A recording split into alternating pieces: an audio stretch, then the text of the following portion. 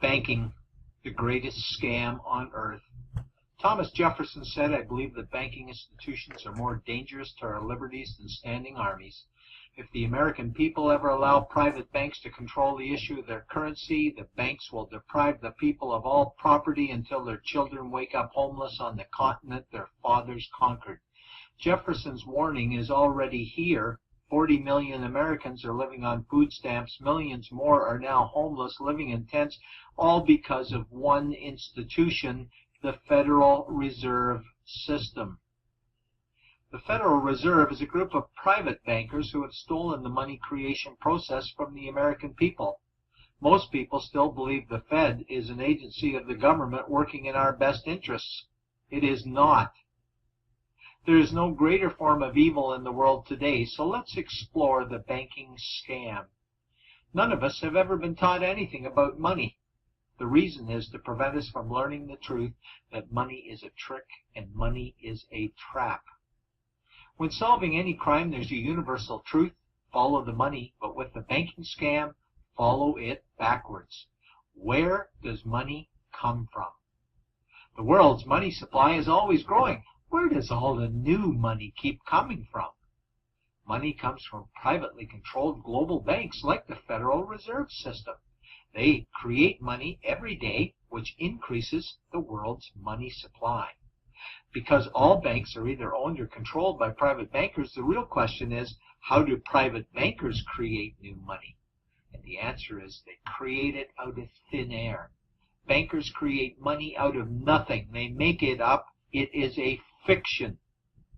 Wow, godlike power to create something of value out of nothing. A stroke of a keyboard and money is created. In fact, only 3% of the world's money is even in the form of bills and coins, which means 97% of all money in the world is just numbers typed on a computer screen. This is part one of the banking scam. Money is created out of nothing. The second part of the scam is this phony money is issued as debt.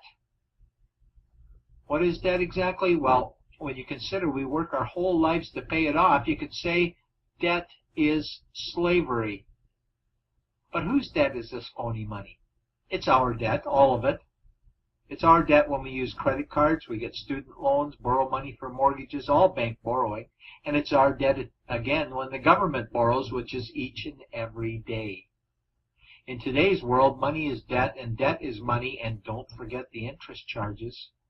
Money equals debt and debt equals slavery. Therefore, money equals slavery. Our monetary system is a carefully concealed system of slavery.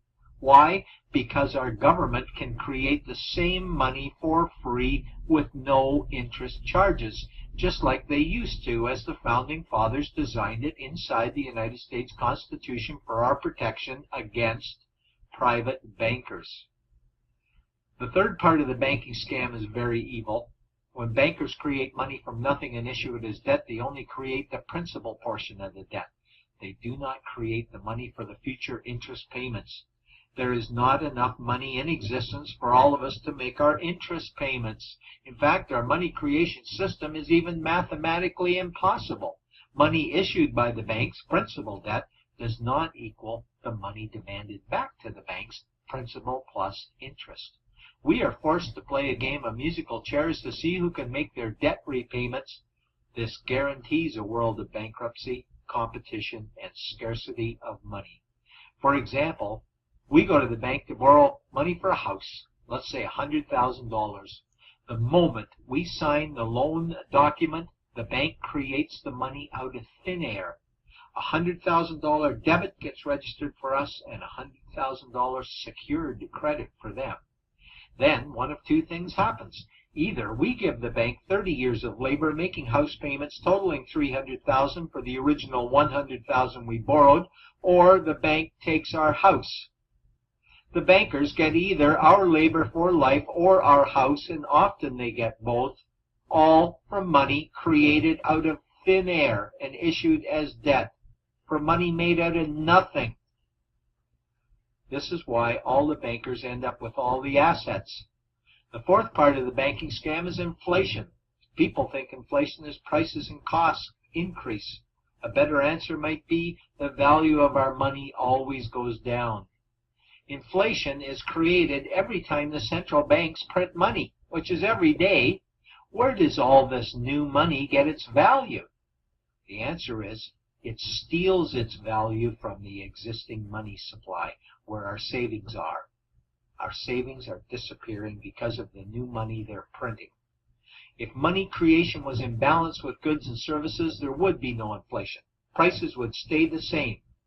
But the reality is banks always print money, driving prices ever higher, which steals the value of our savings, making them disappear.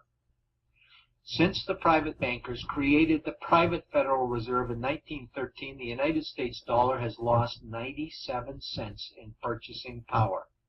An item in 1913 that cost $100 in 2011 cost $2,230, a price increase of 2,130%. This is the banking scam. 4 parts. Private bankers create money out of nothing and charge interest on it. There is no money created for the future interest payments, and inflation steals our savings every day. In order for the banking scam to be pulled over our eyes, the bankers need help from the likes of paid-for politicians and appointed civil servants, military-industrial complex, mainstream media, multinational corporations, and the bankers' good buddies. For example, what do our banker-controlled television networks say about criminal bankers? "Oh, bankers are our saviors. Chairman is man of the year. He saved the world. Bankers really do deserve their bonuses. They're so smart." And what do our banker-owned G20 politicians say we need to do? That we must save our banking system, and now we need austerity measures, like increasing existing taxes and bringing in new taxes, cutting our social programs, including education and health care, stealing from our pension plans while increasing the retirement age, keeping us working for more years at lower wages while placing our children and grandchildren in debt and servitude for their future lives. We are being lied to that we must go deeper in debt for bailouts, stimulus packages, quantitative easing, saving the too big to fail banks, credit easing, currency interventions, all names that mean the same thing: more debt to us. Is it not strange that the solution to too much debt is always more debt to us? And where is all this money going? It's going to the banks and to the bankers. They are stealing our money right now. 0.1% of the world's population owns 2/3 of the world's wealth. This means that 99.99% of the world's population own less than 1/3 of the wealth, a decreasing amount because these guys are stealing it. We desperately need to wake up to the banking scam. It is time for change. To retake control of our money system, we must stop supporting the banking scam. Lincoln said the government should create all the currency and credit needed to satisfy the spending power of government and the buying power of consumers. Money will cease to be master and will then become servant of humanity. And Jefferson said the issuing power of money should be taken from the banks and restored to the people to whom it properly belongs. It's a pyramid scheme, and we, the people, are the bottom layers of the banking pyramid. Without our support, the banking scam collapses. We have to do it ourselves. Wake up, get active, wake others, remove our money from the bank. Buy gold and silver coins. Get out of debt, rip up your credit cards. These actions will bring down the banking scam.